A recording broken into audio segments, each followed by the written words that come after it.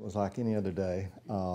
It was a beautiful day, a little windy, but started riding on south of Austin on what I thought would be a routine 1 hour, 2 hour ride. What you don't expect happened, and something happened. I don't know what today, but something happened. I went down and wound up being taken to the hospital by EMS.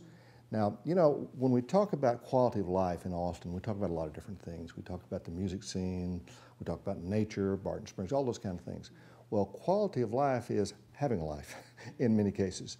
And EMS, in so many cases, can make a difference, not only in sustaining life, but the quality improvement while you get from the accident, in my case, to the hospital.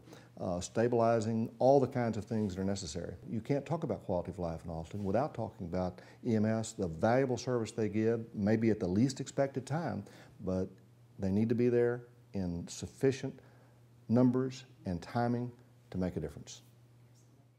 Well, my wife likes to say I don't do anything simply. I complicate things.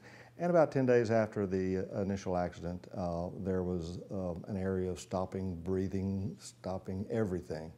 And frankly, where I was in a rehab hospital, they were not successful in getting me back to some sense of normalcy, i.e. breathing. EMS showed up and they did it.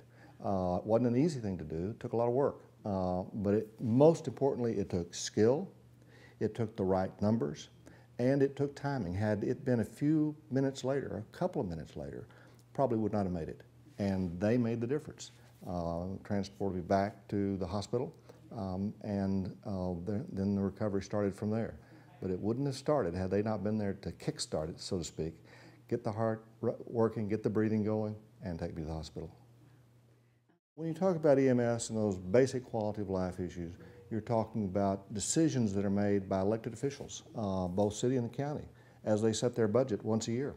And I think speaking to your elected commissioner, the county judge, to the mayor, to the council members who are elected at large, of course, so it doesn't matter where in Austin you live or where in Travis County you live, speaking to them and saying that you understand all the budget pressures that are out there, but one thing budget pressures cannot cause is a diminishment of those basic quality of life provisions that are carried out by EMS and others, of course, but EMS at the top of that list because it is your health, it is your life, it is your dollars that are paying for it. So let those public officials know that you support them in that effort. Let the city manager know, let the county named people know, the ones who are elected and the ones who are appointed by the court, and make sure they know how important this is to you. That's what makes a difference.